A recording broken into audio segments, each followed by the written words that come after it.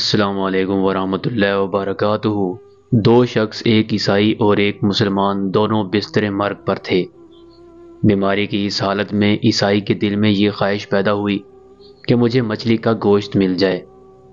اللہ سبحانہ و تعالیٰ نے فرشتے کو حکم دیا کہ جاؤ اور اس عیسائی کے گھر کے تالاب میں ایک مچھلی ڈال آؤ تاکہ اس کی خواہش پوری ہو جائے۔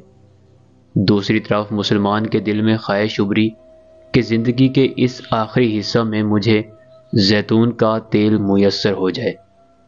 اللہ عز و جل نے حکم دیا کہ اس کی الماری میں زیتون کا تیل ہے، جاؤ اور اس کو گرا دو۔ اللہ سبحانہ و تعالیٰ کا حکم ہے کہ عیسائی کی خواہش پوری کرو اور اس مسلمان کا زیتون کا تیل گرا دو۔ فرشتے نے عرض کیا، اے اللہ پاک، آپ کا حکم امت کی آسانی کے لیے ہے، اس کی حکمت بھی واضح فرما دیجئے تاکہ امت کی اصلاح ہو جائے اور انسانیت کو سبق مل جائے۔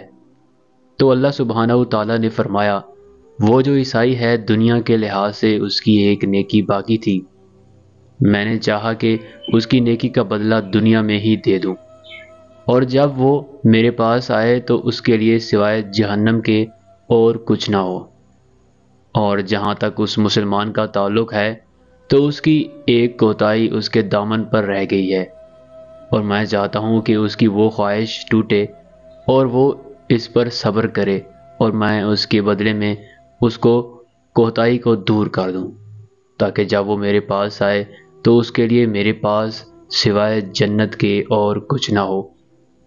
اللہ اکبر کبیرہ، سبحان اللہ۔